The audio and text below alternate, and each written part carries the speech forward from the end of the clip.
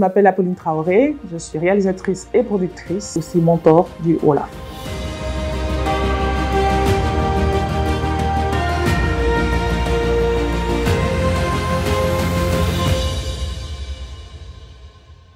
Ma passion de réalisation, de réalisatrice me vient depuis très petite. J'ai toujours voulu être réalisatrice. Je dis toujours que ce qui a ouvert un peu ma vision ou un peu mon imagination, c'est la bande dessinée Tintin. J'ai connu la bande dessinée Tintin quand j'ai eu 10 ans. Et quand j'ai commencé à lire les aventures de Tintin, je me croyais dans ces aventures-là avec lui. Et c'est vrai que cette bande dessinée a complètement ouvert mon esprit. Et après, j'ai commencé à raconter moi-même mes histoires. Évidemment, quand j'ai grandi, j'ai continué à raconter mes histoires. Et la meilleure façon pour moi de les raconter et surtout de les partager, pour moi, c'était le cinéma. Et évidemment, après mon bac, voilà, je suis partie aux États-Unis pour poursuivre mes études de cinéma. Et j'y ai travaillé là-bas pendant de longues années. J'ai fait 15 ans là-bas. Et puis, j'ai décidé de rentrer chez moi pour faire des histoires africaines, burkinabées et de mon continent. Une chose est claire, c'est que dès le début, j'avais compris, avec justement mes défoncières, qui parlaient justement de tous les problèmes qu'elles ont pu avoir dans le cinéma, je me suis dit que ça ne devrait pas être un frein pour moi en tant que femme, parce que de toute façon, je suis une femme, ça ne changera rien. Et je ne peux pas changer ça. Alors, ma devise, c'était de travailler et de faire ce que j'avais à faire, et de me battre. Et si jamais j'échoue à quoi que ce soit, même si le fait que j'étais une femme a contribué à me mettre de côté ou à ne pas me choisir, je me suis dit que si j'échoue, c'est tout simplement parce que j'ai pas été assez bonne dans ce que j'ai fait. Et donc, il faudrait que je travaille plus pour y arriver. Donc vraiment, je me suis mise une carapace et j'ai oublié que j'étais une femme. J'ai tout dit, je me suis considérée tout simplement comme une artiste et comme une réalisatrice, femme ou homme, peu importe. L'essentiel, c'est que je fasse le boulot et que si on me dit non une fois, on me dit non 1000 fois, un jour on me dira oui. On fait un film, on se donne un objectif de finir le film et d'espérer que l'audience, le public aime ce film-là, et puis après on se donne un autre défi. Donc à chaque finition, on se donne un autre défi et puis on continue. Aujourd'hui, c'est vrai que Sira a eu du succès, mais ça vous donne encore, vous savez que le succès vous donne beaucoup plus de pression. Se dire que demain, le prochain film devrait être encore plus fort, et en espérant qu'il marche.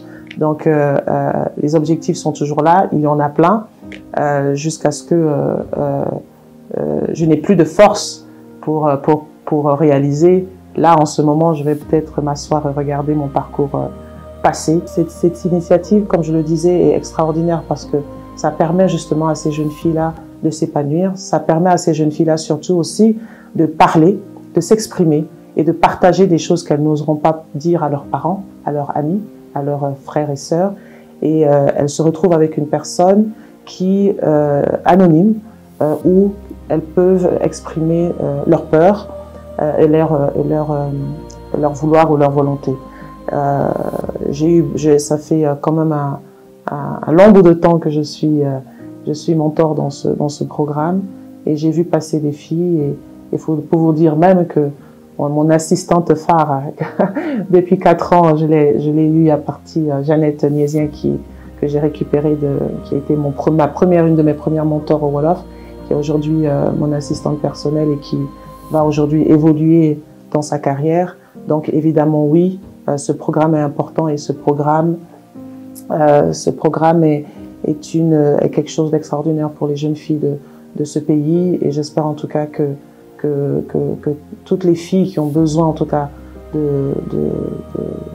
d'aide, qui ont besoin d'apprentissage, et vraiment qu'on les accompagne, puissent intégrer ce programme-là, parce qu'elles auront l'opportunité de rencontrer des femmes accomplies, des femmes qui ont traversé beaucoup de choses dans leur vie et qui pourra les guider en tout cas dans leur carrière plus tard. Alors une jeune fille qui est passionnée de mon métier de cinéma, je vais savoir déjà, ou je vais demander déjà, ou je vais constater d'abord si elle a de la passion. Vous savez, ce métier est tellement difficile, l'art en général est tellement difficile, qu'il faut être d'abord passionné. Parce que c'est la passion qui va vous faire tenir dans les moments difficiles. Le cinéma a des hauts et des bas. Des fois, on se lève un matin, on n'a pas un radin ou un centime dans les poches. Et des fois, ça peut aller mieux. Donc, c'est vraiment la passion qui va nous aider à y aller. Et la seconde chose que je vais lui dire, c'est de persévérer, parce que c'est difficile. Au début, c'est très difficile. Même quand on a eu 20 ans, 30 ans de carrière, c'est toujours difficile. Il faut vraiment croire en son projet, il faut vraiment croire en ce qu'on fait, persévérer, continuer et croire en ce qu'on fait. Et surtout être humble, parce qu'il y a beaucoup de jeunes filles et de jeunes garçons aussi qui rentrent dans ce métier pour le bling-bling, qui pensent que ce métier est juste là pour la télé et puis pour faire les tapis rouges. Non, avant de le bling-bling, avant les tapis rouges, il y a un travail périlleux qui doit se faire avant justement ces paillettes que vous voyez et qui vous font rêver. Avant d'arriver au rêve, il y a de la pénitence qui est là avant d'y arriver. Donc vraiment, il faut s'armer de courage et vraiment persévérer et croire justement en ses rêves et ne pas laisser quiconque vous décourager. Et quand vous allez tomber, il faut vous relever.